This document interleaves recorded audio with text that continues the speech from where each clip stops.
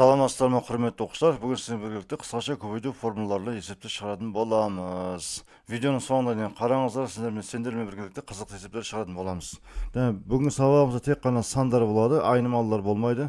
Осы санды өрнекті біз қысқаша көбейту формуласымен шығаратын боламыз.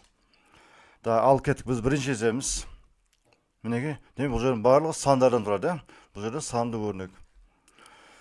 Осы өрнегімізді не істейміз? Қысқаша көбейту формулаларымен шығаратын боламыз. Ең алдымен сендерге формуланы жазайын. Демек, формула бойынша екі өрнектің квадраттарының айырмасы ол тең болады. Жақша ішінде екі өрнектің айырмасы көбейтеміз. Жақша ішінде екі өрнектің қосындысы. Демек, бұл жерде түйіндестердің көбейтіндісі бұл жерде. Міне осы формуламен біз мына өрнектің мәнін табады екенбіз. Тең. Так, жазамыз. Мінеке. Бірінші 41 мен 17-ның айырмасы жақша ішінде көбейтеміз. 41 қосылған 17. Бір түйіндесім. Бөлімді дәл сол сияқты. 37 азайту 21. Бірінші жақшамыз көбейтеміз. Екінші жақшамыз 37 қосу 21 болады. Демек, біреу қосу, біреу азайту болады деген сөз. Дәл сол сияқты екінші өрнегімізді бөлшегіміз осындай. 39 жақша ішінде 39 алу 27. Біз мынаны есептеп аламыз, балалар. Екінші жақшада 39 қосылған 27 болады. Демек, бөлімде осында 45 азайту 21. Бірінші жақшамыз көбейту 45 қосылған 21 қосу. Тең. Есептейміз. Бірінші жақшамыз есептейтін болсақ. Бірінші жақшада не шығады біздерден? 24 шығады еміз. Мынадан ше? Бұдан 58 шығады. Бұна жақшадан қанша болады сонда? 6 азайтатын болсақ 16 болады екен. Мынада 58 шығады деген сөз. Жазып аламыз. 24 көбейтілген 58 болды. Мына 16 көбейтілген 58 болды. Енді бұл жерде 58-ді қысап кетеді. Бір-бірден қалады. 24 пен 16 қысады, 2, мынадан 3 қалады. 8 қысақтан кезде. Азайту. Енді мынаны есептейміз. Екіншісін. Мынада бірінші жақшамызда 12 шығады азайтсақ, 39 мен 27-ні азайтсақ, қоссақ 66 болады деген жерде. Мына жақшаны есептейтін болса қанша болады? 24 болады деген сөз. Мына екеуінен 66 шығады деген. Жазып аламыз. 12 көбейтілген 66 бөлімінде 24 көбейтілген 66. Бұл жерден қысқарады. Бір-бірден қалады. 12 мен 24, 12 қысқарған кезде мына 1, мына 2, 1 қалады. Демек, бізде қалды 2-ден 3 азайту 2-ден 1 тең. Демек, мына жаққа жазатын болсақ, 3 пен 1 азайып 2 қалады. Бөлімде 2 болады. Демек, жауабы 1 екен. Жауабы 1 болады екен. Демек, үлкен өрнектен шығатын санымыз 1 екен. Келесі тапсырма өтейік. Демек, қараңыздар, бұл жерде біз формула бойынша мұны А болады. А квадрат, мынау А квадрат, мынау В квадрат. Дәл жазылғанда А квадрат, В квадрат, сол формула қоямыз. Теңден жазып кете беремін. Теңдеп жақша ашамын. Бірінші A'ны жазамын. 5,3-тен 1 плюс 16-дан 3 азайту В мынау болады. Бірақ бұл жерде қарама қарсы қосады. 5,3-тен 1 мұны минус плюс көреді формуладағымен. Плюс 16-дан 3. Бірінші жақша ол. Көбейту. Жақша ашамыз. Енді қайтадан А. 5,3-тен 1 қосу 16-дан 3 қосу болады. Енді біз біріншіден азайту болды ғой. Енді қосу болады. Енді мына жазамыз. 5,3-тен 1 азайту 16-дан 3 болады. Кетті. Плюс. Мынау кетті. Біз мына есептер. Енді екінші мынаны есептейміз. Бізде мынау А, мынау В. Демек, бірінші А дегеніміз 7,5-тен 3 қосу 38-ден 5 ол А болды. Енді В міне. Азайту 7,5-тен 3. Мына минус плюс көреді. Формуладағымен. 38-ден 5 болады. Көбейту. Бірінші жақша кетті. Қайтадан А. 7,5-тен 3. 3 балалар. 3. қосу 38-ден 5 қосамыз. Біріншіне азайту еді ме, азайту. Енді қосу 7 бүтін вны жазамыз. 5-тен 3 азайту 38-ден 5. Мен жазып болдық. Демек, бірінші жақшада мұна екеу қысап бітеді. Демек, 16-тан 3 16-тан қосылып екеуі 16-дан 6 болады. Көбейту. Мында да екінші мынау қысқарады. Мұна екеуі қосылады. 10 бүтін неше? 3-тен 2 болады. Жоғы алымдағы бірлі қосып бітеді. Қосу. Келесіде мына 7,5-тен 3 қысап бітеді. Мұна екеуі қысқарады. Қосылады. Бұл болады 38-ден 10. 5-5 қосылады. Көбейтілген. Келесі. 38-де 5 пен 38-де қысарады. Мына 7 араласандар қосып кетеді. 7 14 болады. 14 бөлімде 5-тен 6 болады. Тең. Мына жерде қысатып жібереміз. 2-ге. Мына 3 болады. Мына неше? 8 болады. Мына жерде 38 мен 10-да қысарады. Мына жерде 5 қалады. Мына жерде 19 қалады деген сөз. Жақсы, мен жазамын. 8-ден 3 көбейтілген. Аралас сан бос жүк ауыстырамыз. Бөлім 3 тұрады. 3-ге 10-ды көбейт, 2-ні қосып, бізде 32 болады. Қосу. Мына жерде 19-дан 5 болады. Қала қысатқан жерден көбейту, араластан бос жүк ауыстырамыз. 5 пен 14 көбейтсең 70, 6-ны қоссаң 76 болады. Тең. 3 пен 3 қысқарады. Бір қалады жерде. 32 мен 8 қысқарады, мынада 1, мынада 4 қалады. Демек жауап 4 болады. Плюс. 19 пен 76 қысқарады, мынада 4 қалады, мынадан 1. 5 пен 5 қысқарады, 1-1-дан қалады. Демек бұл да 4 қалды деген сөз. Қоссаң 8. Демек жауабы болады 8 болады екен балдар.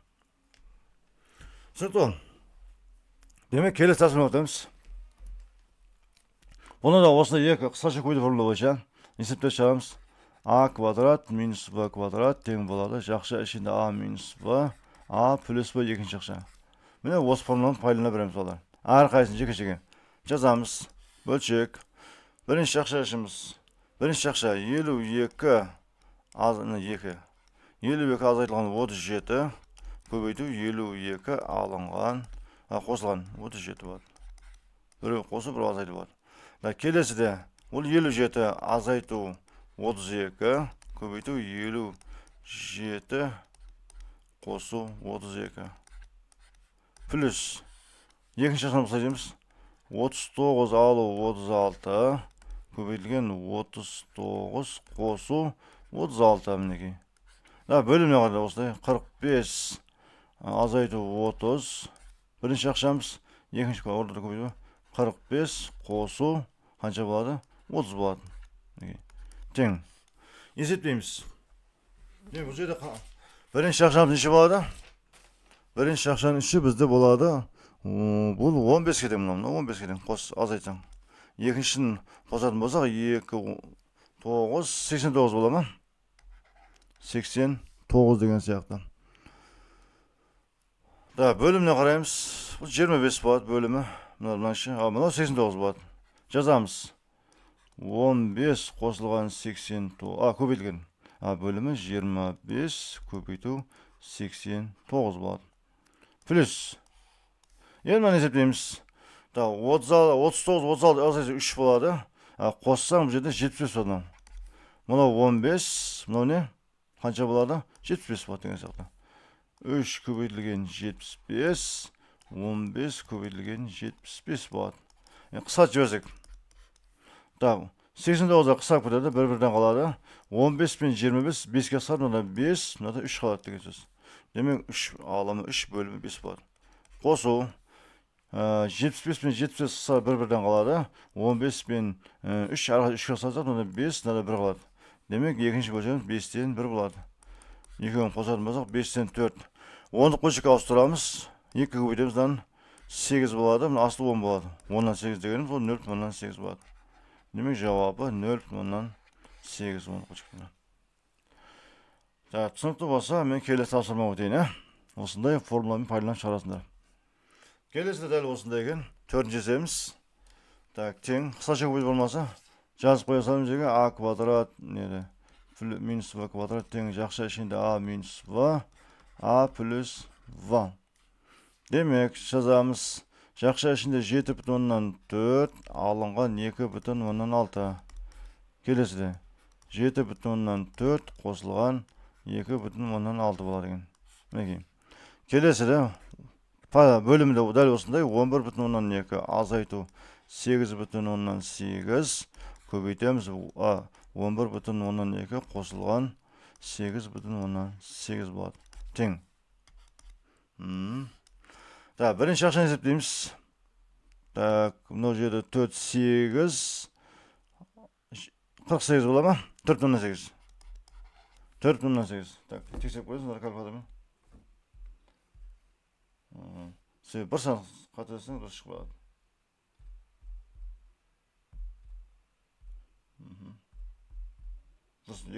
Дұрыс жазған екен. Көбейту. Мынау 10-ға тең. Бөлімінде мынау 4 2,4 деген. Мынау бөлімде 2,4 шығады. 2,4 көбейтілген, мынау 20 болады. 20-ны береді. 20. Қысқартамыз. Мұны қысқартамыз. Асты 2 болады. Мынау 1. 2,4 көбейтілген 4,8 болады. 4,8 бөлінген 4,8. Бұл не? Жауабы 1-ге тең болады. Жауап 1-ге тең мінеге. Келесіге. Оны яқы жазайым. Екінші қойып жіберем. 3,188-дің квадраты қосылған 3,112-дің квадраты. Қосу, мұны қосу болады. 2 көбейтеміз. 2 көбейтілген 3,188 көбейтілген 3,112. Мінекей. Бөлім 2 тең болады. Тең. Бізде формула бар. А плюс В-ның квадраты ол тең болады. А квадрат минус плюс 2АВ плюс В квадрат. Біз мына базаны жазамыз. Жақсы түрінде жазамыз қазір. Демек, бұл дегеніміз, екеуінің квадраттары бар. 2 еселенген міне. Бұл болады 3,188-дің плюс 3,112. Соның квадрат болады. Бөлімде 2 болады. Тең. Жақшан үшін қосатын болсақ, 7 болады бізде. 7. 7-дің квадрат болады. Бөлінген 2. Немесе, қараңыздар, 49 бөлінген 2. Бұл дегеніміз 24,5 теңіз. 24 жарым болады. Демек, жауабы 24 жарым. Міне жауап. Келесі өтейін. Кейінгісі де осындай. Балдар. Тікелей формуланы пайдаланып шығарасыздар. Бірінші тең жазайын. Тең, мына екі жазыла береді. 2,185-дің квадраты қосу 7,115-дің квадраты плюс өлшек 2,185 көбейтілген 7,115 бөлімінде да бұл жерден 0,5 дегеніміз ол жай бөлшекте 2-ден 1 болады. 2-ден 1-ге ауыстырамын жерден. 2-ден 1. Тең. Екінші жаққа көбейт, сатылы бөлшек бойынша жазамыз қайтадан 2,185 квадраты плюс 7,115-дің квадраты плюс мына 2 көбейген кезде 2 көбейді 2,185 плюс көбейді 7,115. Мұны көбейді келеді қысқаша бөлімі. А плюс бұның квадратына келеді деген сөз. А квадрат плюс 2АВ плюс В квадрат. Не болсан келді? Жақша ішінде сонда 2,185 плюс 7,115-дің квадраты. Екеуін қосатын болсақ, бізге нені береді? 10 береді. 10-ның квадраты ол 100 болады деген сөз. Демек, жауабымыз 100. Опа, мінекей. Келесі тапсырма.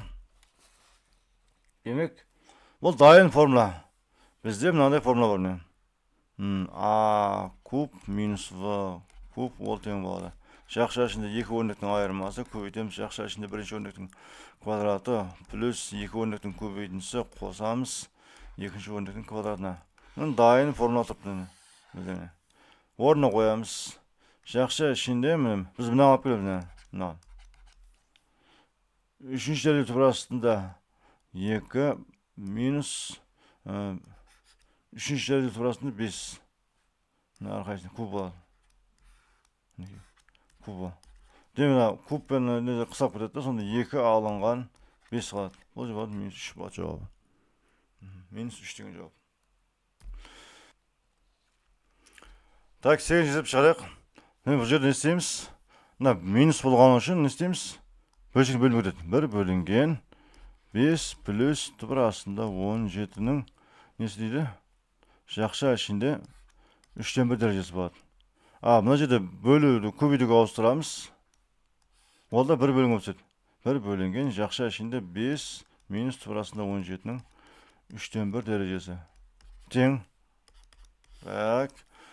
Демек, дәрежелі 1 болғаннан кейін көбейтіп жібереміз. Былай қыламыз. Жақша ішінде 5 минус плюс тұбырасында 17 көбейтілген 5 минус тұбырасында 17. Үлкен жақша жауап сыртында 3-тен 1 дәрежесі бар. Тең. Демек, мына бір қысқаша көбейту формула бойынша пайдаланамыз, Бұл жерде не болады? Жақша ішінде 5-тің квадраты алынған тұбырасында 17-нің квадраты. Жақша жауап сыртында тағы не бар? 3-тен 1 деген дәреже бар. Тең. Демек, жақша ішінде 5-тің квадраты 25, тұбырасы 17 квадраты бізде 17 деген болады. Сыртында 3-тен 1 дәрежесі бар. Дәрежеде. Сонда не болды? 1 бөлінген азайып бізде 8 болады. 8-дің 3-тен 1 дәрежесі. Тең. Ал 8-ге бізде белгілі 2-нің 3 дәрежесі болады. Сонда 3-тен 1 көбейіп кетеді. 3 мен шықса 1 қалады. Демек, 2-ден 1 деген жер болады. 2-ден 1 деген бізде 0,5 деген болады. Демек, жауабымыз 0,5 мінекей. Түсінікті болса, келесі тапсырма өтейін. Мінекей. Қараңыздар, келесі тапсырмада мына күрделі түбір астында және тағы да жазамыз. Түбір астында 56-ның квадраты азайтылған 46-ның квадраты түбір астында болады. Бөлімінде 0,100-ден 25. Түбір асты 10 болады. Тең. Енді мынаны жазамыз.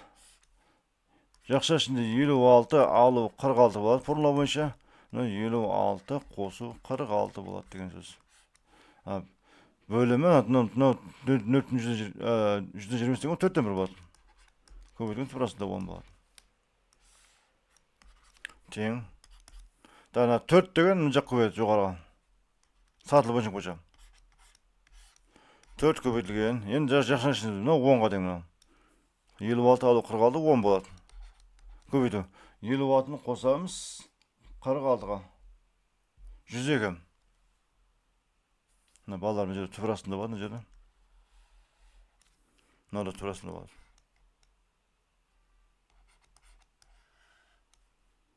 102. Бөлімі түбір астында 10 болады. Так. Енді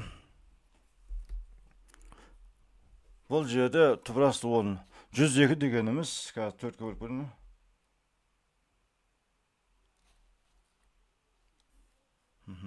Жақсы. Түбір астынан шықпай деген. Демек, мына жеке-жеке жазып шығамын. 4 көбейтілген түбір астында 10, көбейтілген түбір астында 102. Мына екеуін жеке-жеке бөлік жаздым. Бөлімінде не бар? Түбір астында 10 бар. Мына екеуі қысап кетеді, сонда бізде тең болады. Енді түбір астынан, мысалы үшін 4-тен не шығып кетеді? 2 шығып кетеді. Көбейтілген түбір астында, тағы түбір астында 102 қалады. 2 болғаннан кейін, 2 көбейіп не болады? 4-ші дәреже түбір астында 102 деген жауап шығады. Түсінікті ғой? Жауабымыз не болды? 2 көбейтілген 4-ші дәреже түбір астында 102 болады. Міне жауап. Түсінікті болса, мен келесі тапсырма өтейін. Келесі менен. Квадрат біреуінде осындай. Жақсы. Ол да осы қысқаша формула жазып қойын формуланы. А квадрат минус Б квадрат. Ол тең болады. А минус Б. Біреуінде түйіндесі ғой, біреу. Түйіндестерін көбейтіндісі.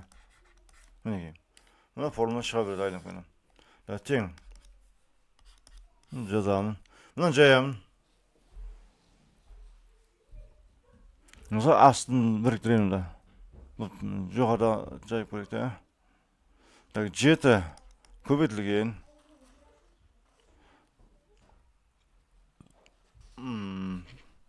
қазір көреміз. Пока тұра беріңіз. Минус турасында 3 соның квадраты. Мына бірдеңе аламын.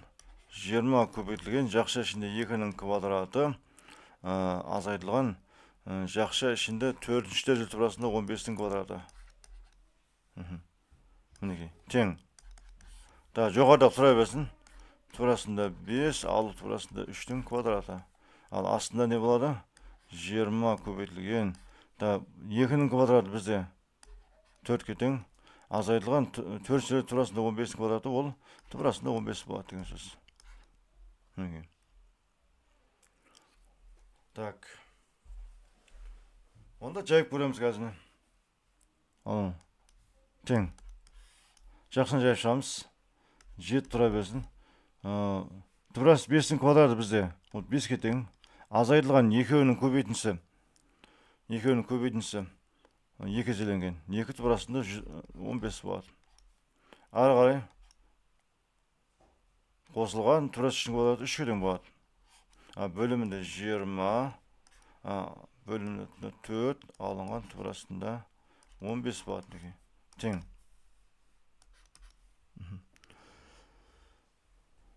Жақсы, ары қарай.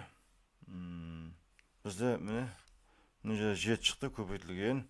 Мұна 5 пен 3 көбейеді. Қоса деген жақша ішінде 8 алынған 2 турасында 15 болады. Бөлімде 20 көбейтілген. Жаза бер. 4 алынған турасында 15. Тең. Мынада 2 шыға жібереміз. Орта қойткіш. 7 көбейтілген 2 болады. Сонда 4 алынған турасында 15 болады. Бөлімінде 20 тұра береді. Көбейтілген 4 алынған турасында 15 болады.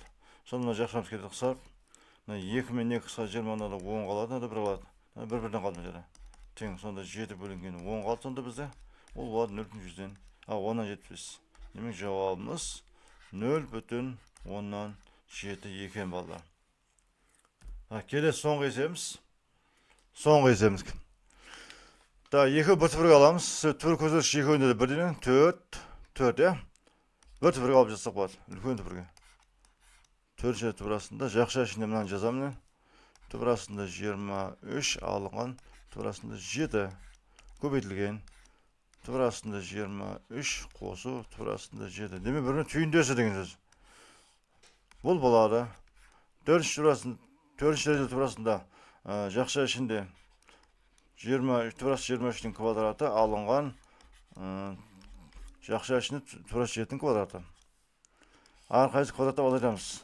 Формула еті дайын. 4-ші дәреже. Мынау 23-ке тең болады. Төрімен қысқарып кетеді. Мынау да осындай. Төрімен квадрат қысқарып. 2-ні азайтын болсақ 4-ші дәреже турасында 16 болады. 16 деген емес, міне 2-нің 4 дәрежесі деген сөз. 4 пен 4 қысап, 2 деген жауап болады. Жауабы 2-ге тең балалар мінекей.